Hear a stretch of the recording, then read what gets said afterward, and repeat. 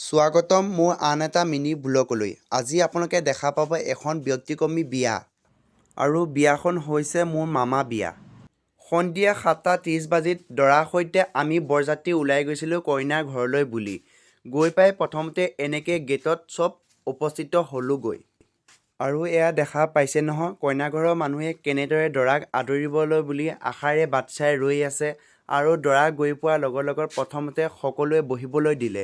বহিবলৈ দি গোলা আৰু গাখীৰ খুৱাই আদৰণি জনালে। আৰু আদৰণি হোৱাৰ পাছতে সকলো বৰযাত্ৰীক পেণ্ডেলৰ ভিতৰলৈ বহিবলৈ বুলি মাতি লৈ যোৱা হ'ল। দৰায়ো তামুলীৰ সৈতে নিজৰ আসন গ্ৰহণ কৰিলে। আমাক চাহ নাস্তা খাবলৈ দিলে।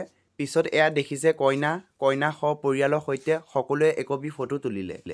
খোৱা লোৱা কৰাৰ পিছতে নিকাহ কাৰ্য সম্পূৰ্ণ হ'ল। নিকাহ হৈ যোৱাৰ পিছত কইনাক দৰা ঘৰলৈ বুলি লৈ অহা হ'ল।